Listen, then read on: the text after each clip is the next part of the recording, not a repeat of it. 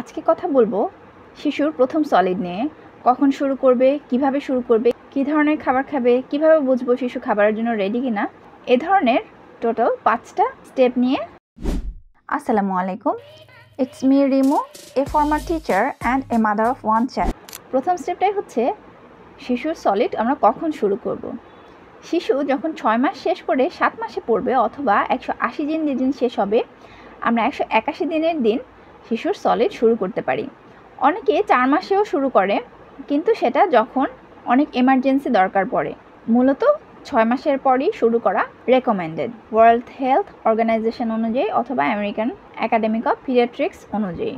কিন্তু অবশ্যই 4 মাসের আগে না, তখন বাচ্চারা সলিড খাওয়ার মতো উপযুক্ত হয় না, ওদের সেই ক্ষমতাই তৈরি হয় না যে 4 মাসের আগে তারা সলিড শুরু করবে। সেকেন্ড স্টেপ হচ্ছে আমরা কখন বুঝবো বাচ্চা খাবারের জন্য রেডি। বাচ্চা যখন কোনো সাপোর্টের মাধ্যমে সোজা হয়ে বসতে পারে একা একা, তখন বাচ্চা খাওয়ার জন্য রেডি থাকে। এছাড়া আমরা খেয়াল করব বাচ্চা ঘাড় সোজা রাখতে পারে কিনা এবং হ্যান্ড এবং ফিঙ্গারের মুভমেন্ট আছে কিনা, যা আমাদের খাবার উঠানোর জন্য জরুরি। এবং এটা আমরা খেয়াল করব যে বাচ্চা খাবারের দিকে ইন্টারেস্ট নিয়ে তাকাচ্ছে কিনা।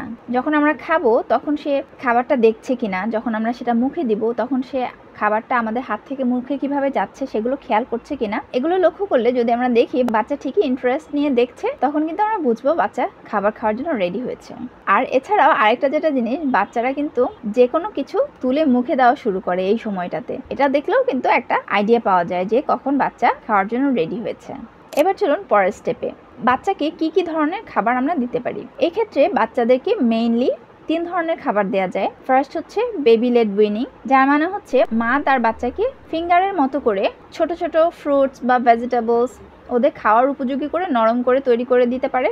সেটা যখন তারা নিজেরাই ধরে ধরে খেতে পারে, সেটাই হচ্ছে বেবি লেড উইনিং। এর পরের যে টেকনিকটা আছে সেটা হচ্ছে স্পুন ফিডিং অ্যাপ্রোচ।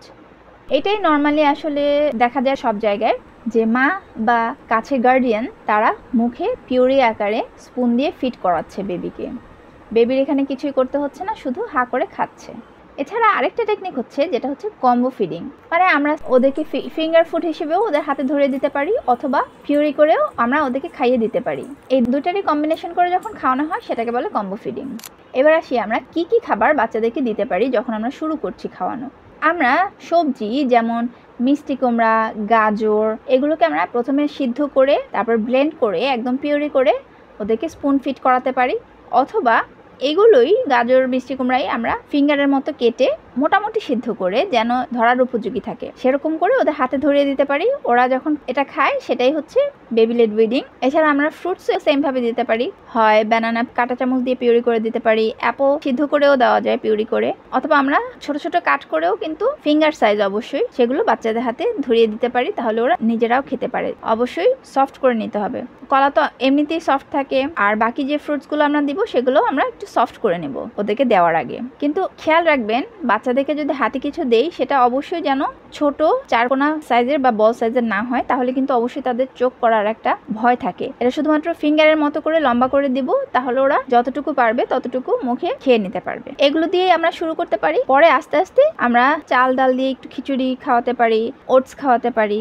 আর যখন আমরা খাওয়া শুরু করাবো তখন যদি সম্ভব হয় একটা হাই চেয়ারের ব্যবস্থা করব, যেন ওদের খাবারটা ওদের একদম সামনে রেখে ওদেরকে বসিয়ে খাওয়াতে পারি।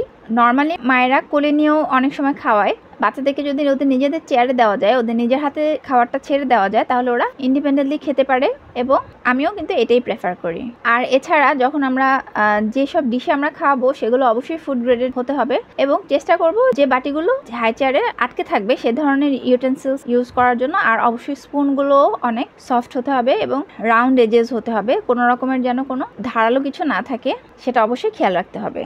আর বাচ্চারা যখন খাওয়া শুরু করে অনেক বেশি মেসি হয়, তো এই ব্যাপারটা খেয়াল রাখতে হবে। আমরা একটু ধৈর্য নিয়ে ওদেরকে খাওয়াবো, ওরা যখন খাবে সব জায়গায় মাখবে, হাতে মাখবে, এটাই কিন্তু ওদের এক্সপেরিয়েন্স, এটাই কিন্তু ওদের নতুন খাবার চেনা। তো ওদেরকে একটু মেসি হতে দেন, ওরা এইভাবেই করেই খেলতে খেলতে খেতে শিখে যাবে ইনশাল্লাহ। এবং 5 নাম্বার যে স্টেপটা বলবো সেটা খুবই গুরুত্বপূর্ণ।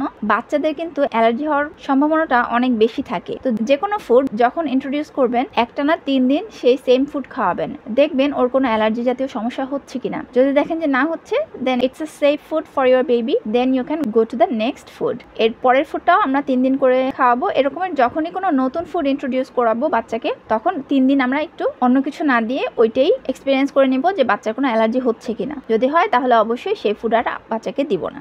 এই তো এগুলোই ছিল সলিড শুরু করার জন্য আপনাদের জন্য পরামর্শ। সবাইকে শুভকামনা ছোট বাচ্চাদেরকে নিয়ে। সবাই ভালো থাকবেন। আল্লাহ হাফেজ।